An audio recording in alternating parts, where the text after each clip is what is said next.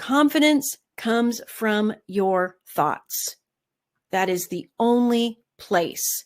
I know we're taught that confidence comes from accomplishments and confidence comes from getting things done and making things happen, and that confidence comes from taking action.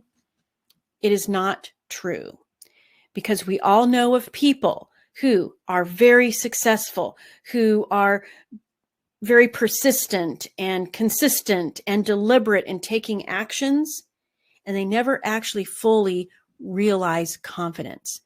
And that's because confidence comes from your thoughts, not experience, not a track record of success, and certainly not other people validating you, which if you're in a toxic work environment, you're probably not getting much of that anyway. I'm Elissa Shuck, ex-corporate hiring manager, middle manager turned leadership and career coach.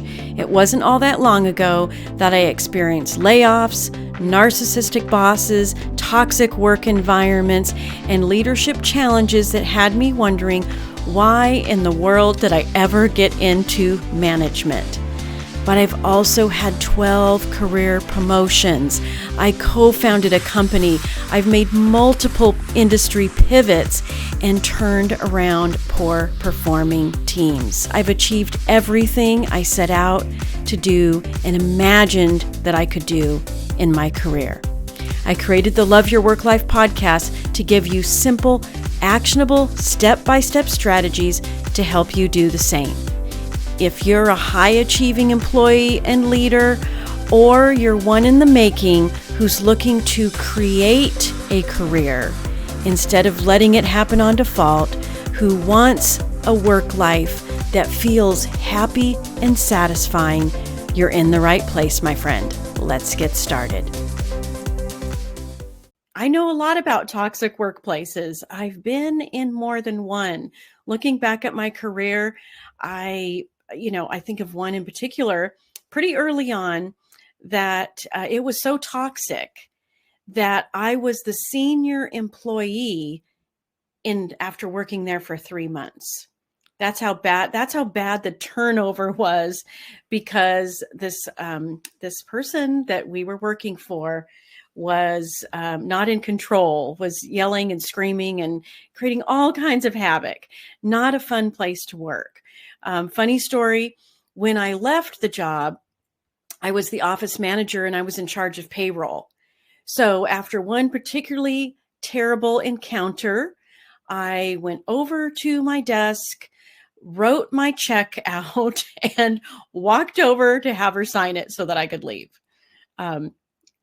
Crazy times. But I do want to recognize the seriousness of this topic, because people are in pain.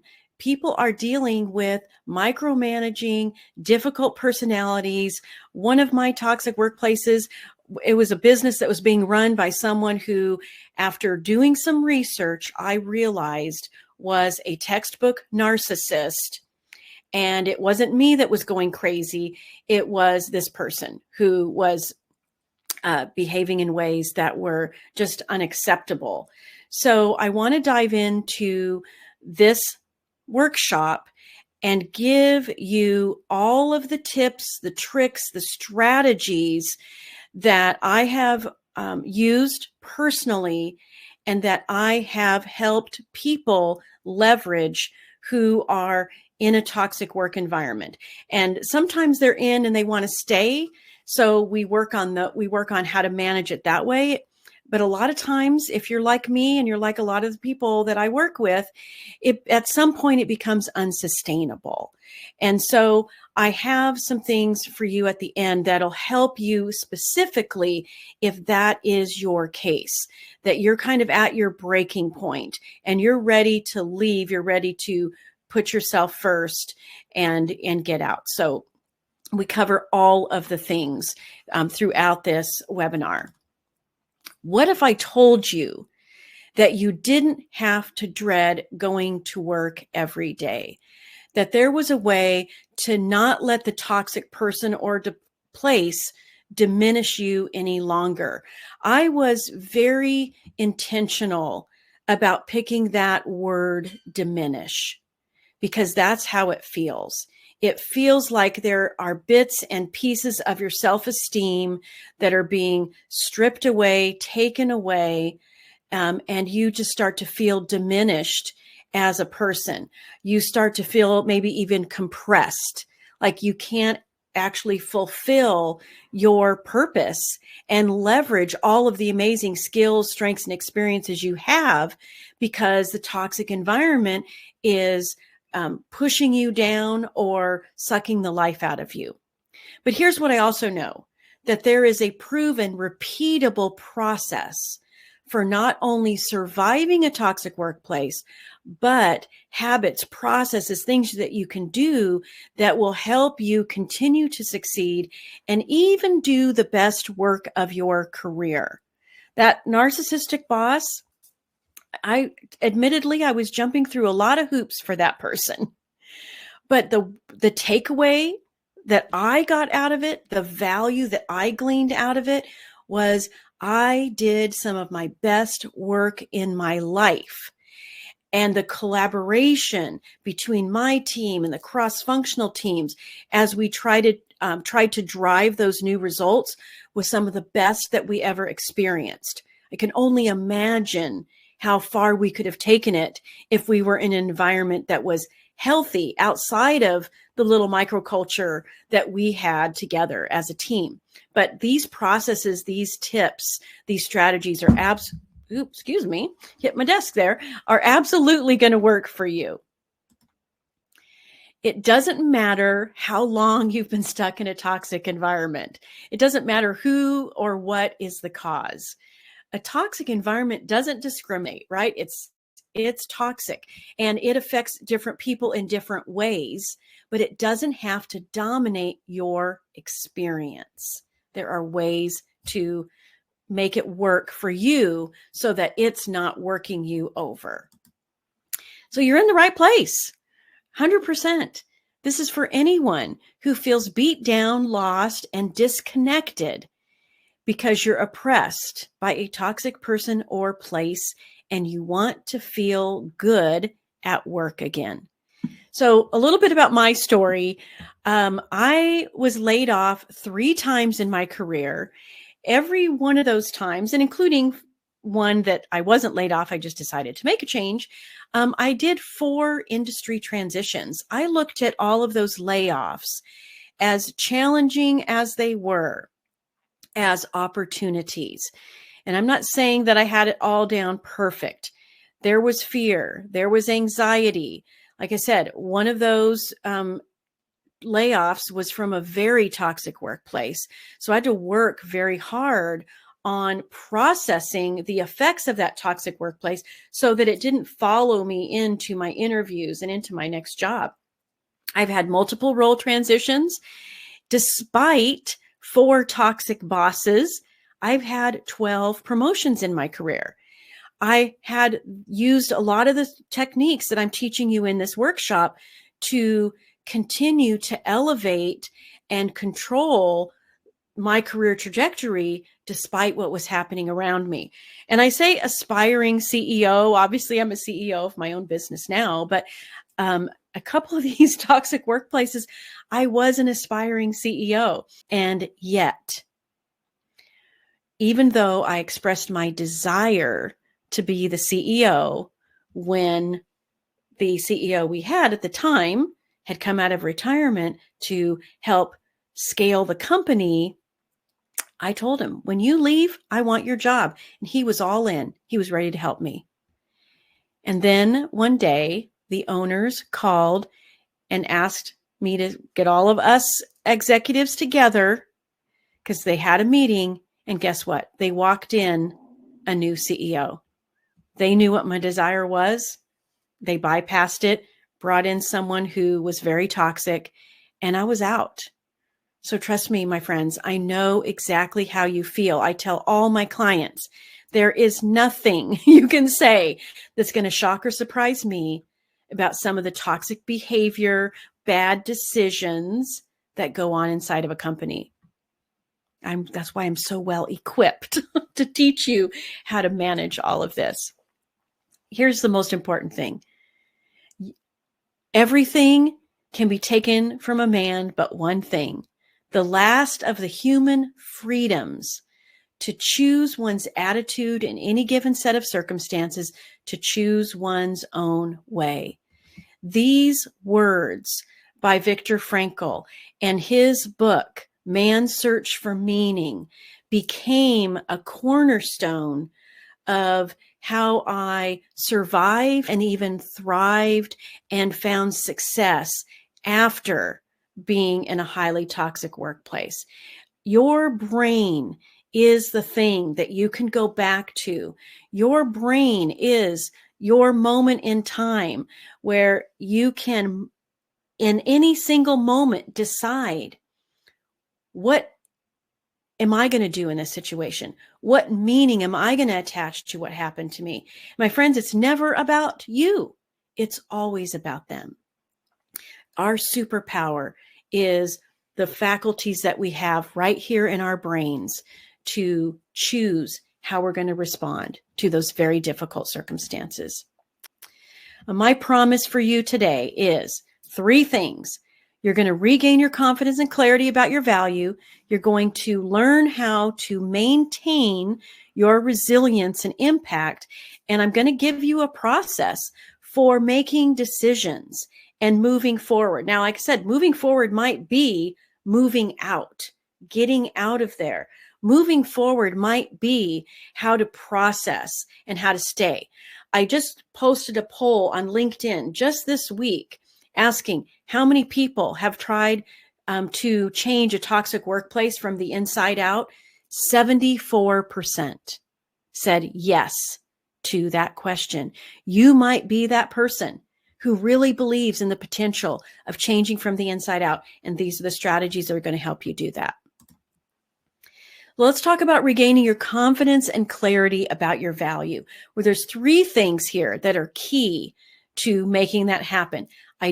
Tracking your accomplishments, identifying your workplace behavioral strengths, and connecting the dots from your accomplishments and your strengths to your day-to-day work life. First thing is create a state of mind for critical thinking. And the reason I say this when it comes to capturing your accomplishments is no matter what, our brains always want to go to the negative. One of the first questions I ask a client is, hey, how's it going today? Or what's been happening? Or what's working right now? And they might start out with 1 or 2 words about what's working, and then immediately it slides back to what's not working. So you want to create a state of critical thinking that helps you see things more clearly and objectively. And the great way to do that is to write out in detail an accomplishment you're most proud of. And I mean as much detail as you can think of, and feel the feelings of how great that accomplishment felt. Because it's the feelings, the good feelings, that change your brain chemistry, that raise up that level of critical thinking. Ask yourself these questions. What happened? How many? What were the results? Was there a numerical value associated with it? What improvements or progress did your actions result in for the company? Those are your results, my friend. Nobody can take those away from you. The workplace can be toxic, but it doesn't have to diminish you. Everything you created there, you own. And that's why I love this exercise of writing down your accomplishments. Now, behavioral strength traits that were in play when you had those accomplishments. This is taking it to the next level. Like, are you someone who's patient and easygoing? Or are you someone who is fast-paced and always has a sense of urgency about you? Either way, it's a strength. If you're in a place, in a situation that's allowing you to leverage that strength, that's what creates happiness on the job. Your logic, which is your basis for making decisions, your energy style, your communication style, your leadership style, and what motivates you. Are you someone who is accurate? Are you someone who is adaptable? Someone who is adaptable is not necessarily someone who is very procedural. And that's okay. These are behaviors that underpin your success on the job. So you want to identify these and you want to give yourself credit for these. And you want to understand that sometimes toxic in a workplace happens because you are being pushed and pulled into behaviors that are out of alignment with your strengths. But if you don't know what those strengths are, then you're not going to have the aha moments of, oh, I'm not going crazy here. This person is pushing me to be out and about in front of people when I'm most comfortable behind the scenes. Very different behavioral strength traits in play. How do you show up? When you start to think about yourself in this way, it's a habit to be created. Nobody teaches us how to do this, my friends. So it's something that you need to spend a little time on. Now, the personal dynamics report describes it in detail with many of these same kind of words, but you can do this for yourself just by spending a little time and saying, okay, how do I show up? What traits do I bring? What characteristics do I have? These behaviors underpin your impact on the day-to-day basis. Well, how do you maintain resilience and impact? Because you've recognized that you have impact, but if you're stuck in a toxic workplace, then there's some other energies in play happening, and they start to wear you down.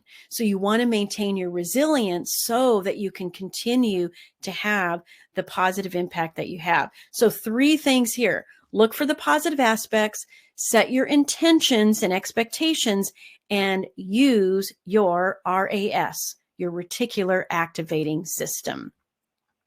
Well, the first way to do this is be curious. Always start with the question, what is working? This is how you look for the positive aspect. What is actually working? If there is something to enjoy about the work I'm doing here, what would it be? How can I reframe, fill in the blank? How can I reframe that meeting so I feel better? You walk into a meeting with someone who's very toxic, someone who's very challenging. As soon as you walk out, ask yourself this question: how can I reframe that conversation so I feel better? You are the priority here. And asking yourself the question, what is keeping me here, is another good one. When I was working for that, reporting to that toxic CEO, I asked myself this question on a daily basis: what is keeping me here? And I liked my answers. I liked my answers. I loved my team. I loved the work. I felt like I was making a difference. The interactions with that person weren't affecting the value that I knew I was contributing, and that was keeping me there, at least for a time. The next thing is to be intentional. Break your day into segments and ask yourself, what do I want to happen? And, at the end of that meeting, you're saying, hey, how can I reframe this before you go into the next piece of your day, or before you walk into a meeting that usually goes sideways because of a toxic person or just the toxic environment in general. Ask yourself these questions before you go into that meeting. What do I want to happen? What do I intend to happen? What do I expect to happen? You're taking yourself through these layers of intention and belief. You are experiencing the feelings in advance by taking yourself from what do you want to what you intend to what you expect. It's like if you decide to go on a vacation, say, well, where do I want to go? Great. Okay, you do some research. All right. Intending is you've put some things in play. You bought the tickets. You booked out some time on your schedule, all the things. What do you expect to happen? That's when you start imagining how awesome it's going to be. Well, you can do this in a meeting. And by experiencing the feelings in advance, what you're doing, the positive feelings in advance, you are transferring the belief and enthusiasm to yourself. Someone taught me a long time ago that a sale is nothing more than a transfer of belief and enthusiasm. And if you intend to stay, if you want to continue to succeed and build your resilience and impact, then you're going to have to transfer the belief and enthusiasm about what you're doing and why you're there to yourself. And be selfish that way. Help yourself remember why you're there. That's why we started with accomplishments. Maybe reliving some of those accomplishments is one of the ways you do that as you lead into this. But break your day into segments. Give yourself the space to set up what you want. And use your brain. I call this be smart because our brains are amazing and there to help us. Your reticular activating system is a network of neurons located in the brainstem that, among other functions, act as a gatekeeper for sensory information, filtering incoming stimuli to prioritize the inputs and prevent sensory overload. There's something like we have 60,000 thoughts a day. There's so much sensory overload happening all the time that our brains have to have a way to filter and prioritize all of that information coming through. But what's really cool about it is our brains show us what we are focused on. When you get up, you know how they talk about getting up on the wrong side of the bed and then everything seems to be going wrong all day? Well, it's because you started your day out with that focus of this isn't going to be a good day. Oh my gosh, traffic is terrible. Like it starts snowballing. Well, the beautiful thing is it can snowball the other way as well. You can leverage this to feel better. Here's a practical example of the reticular activating system in action. If you've ever thought about buying a new car and you started picturing it, you did the research and all of the things involved with that new car, the color, the make, the model, eventually you start seeing that car everywhere. You pull into a parking lot. Oh my gosh, there's the car. You're driving down the freeway. Oh my gosh, there's that car. Well, my friends, those cars were always there. What happened is you put enough focus on it that your reticular activating system triggered. And your brain said, oh, this must be important to you. I will open up that filter. I will close off inessential information and I will open up to the thing that you're focused on, that car. I really love what Mel Robbins talks about. She has a great YouTube video about the reticular activating system. She plays a game with herself every day to keep her prove to herself that her reticular activating system is always working for her. And she says that she decides every morning that she's going to see hearts. She's going to see heart shapes all throughout the day. And she sees them in clouds. She sees them in food, wherever. You can try that. It'll prove to you that your reticular activating system is working. It's there for you. And so what it happens when you start looking for good things, you will start seeing good things. And it makes you have more resilience and it helps you accomplish what you want to accomplish, despite the workplace being toxic. How about a process for making decisions and moving forward? And like I said, moving forward for you might be just, it's time for me to get out. It's time for me to run towards something else. I have a wonderful podcast episode about running towards something instead of running away from something. When you discover that the workplace is toxic and there's nothing you can do to change it, then it's very tempting to run away from something. But I want you to run towards something. I want you to move forward. And the 3 techniques for this are managing your thoughts, brainstorming ideas, and evaluating your reasons. That's how you make great decisions. And that's how you run towards something instead of away.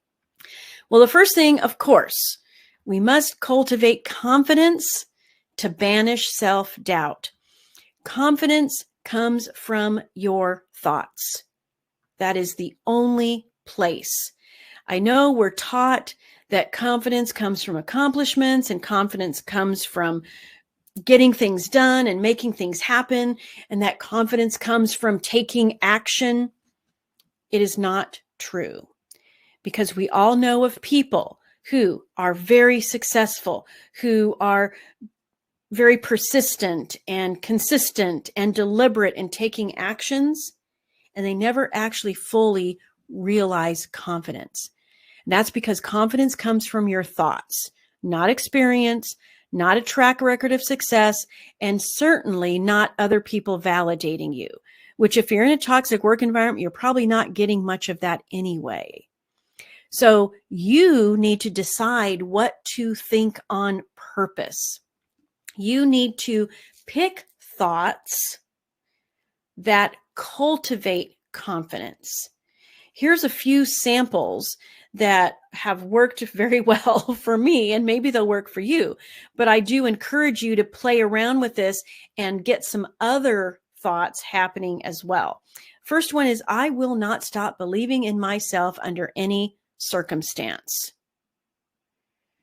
Maybe that's one of those thoughts you have when you walk out of that hard meeting, where if you're like me, I was in a meeting with my CEO. He got on the intercom through the building and invited a bunch of other people from my team, people from cross-functional teams, to come into his office to brainstorm. And basically what he was doing was downplaying my ideas and throwing me under the bus in front of my own team and my colleagues. I had to walk out of that meeting with this thought: I will not stop believing in myself under any circumstances. I value my opinion of myself more highly than others' opinions of me. And if you're in the process of making a decision of doing something different, but maybe you've been in this role for a long time, well, you can pick this one. I can try new things. Even when I don't have the evidence, I can do it. We are always solving problems. Our brains are there for us. Deciding what to think on purpose is what creates confidence, not someone else telling you, not all the accomplishments in the world. Because you've got to own that. One of the best definitions of imposter syndrome I ever heard was that imposter syndrome is the results from the inability of a high achiever to accept and internalize their accomplishments. How do you accept and internalize your accomplishments? Feeling the feelings of it and deciding what to think about it on purpose. That it happened because you're amazing, that it happened because you know what to do, not it was a fluke and, whatever. They just gave me the opportunity and I took it. Own it, my friends. Ending procrastination. When you want to move forward, you've got to end procrastination. Our brains want to keep us safe. That's the primitive part of our brain. The way you end procrastination, again, is focusing on your thoughts, because what you think creates a feeling. How you feel motivates your actions, and actions, especially when they're inspired by good feelings, instead of gritting and grinding it out, is what produces results. And don't fool yourselves. Inaction is an action. It's just passive action. When you're avoiding action, pay attention to the feeling behind it. Reverse engineer this back to, I feel a certain way, which means I must be thinking a certain thing. What you're thinking is creating the feeling. So you ask yourself, what am I thinking that's making me feel this way? I'll never be able to prove myself. Makes you feel pretty bad. This person's never going to believe in me. Makes you feel pretty bad. Well, you feel pretty bad. You've got to do a little detective work. Sometimes people are more feeling oriented and our brains jump over the thought that's creating the feeling because it's such a well-worn neurological pathway. We feel rotten and we don't even have a clue why. Well, it's because we're thinking something. Once you identify it, now you can choose a new intentional thought to create the better feeling and drive the action that you want to take.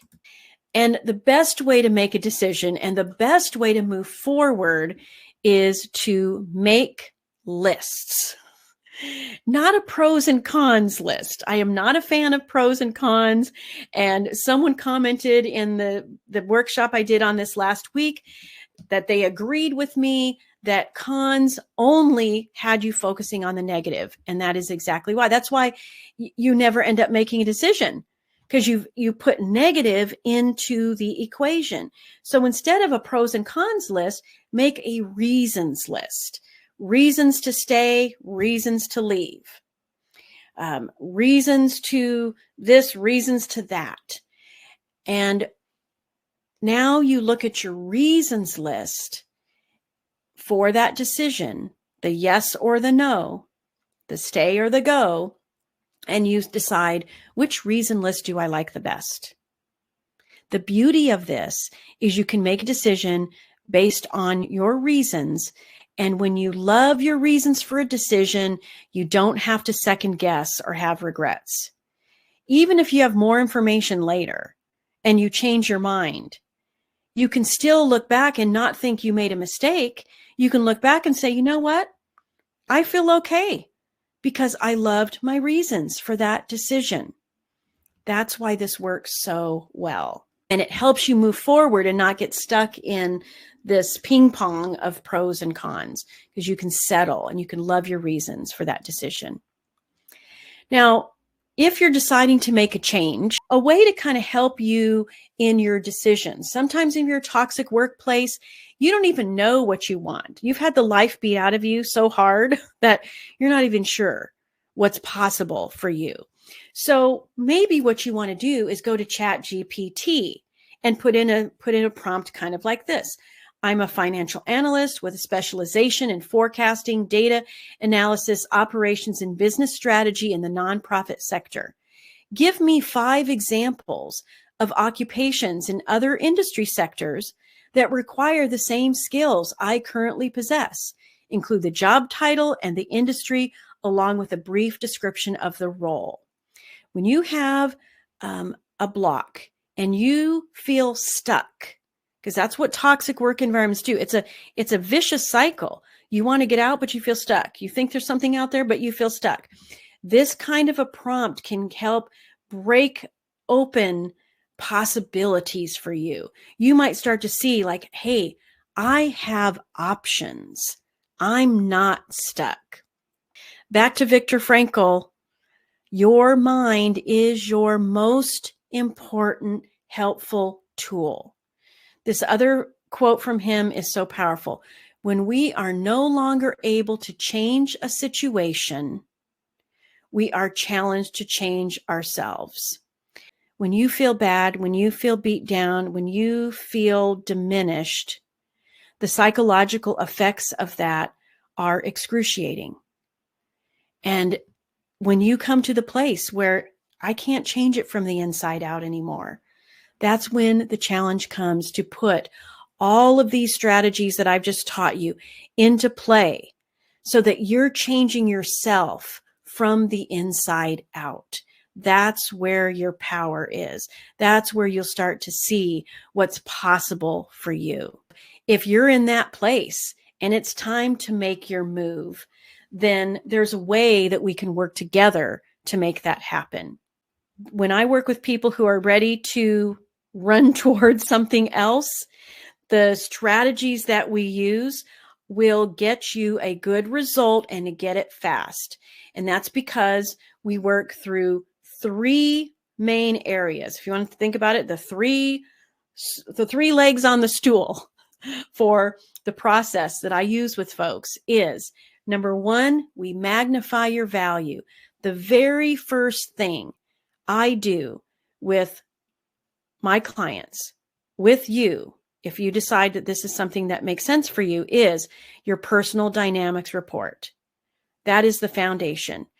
That is always the foundation. That is the kickoff meeting, an hour and a half reviewing your personal dynamics report, because it's identifying your natural workplace behavioral strengths and transferable skills.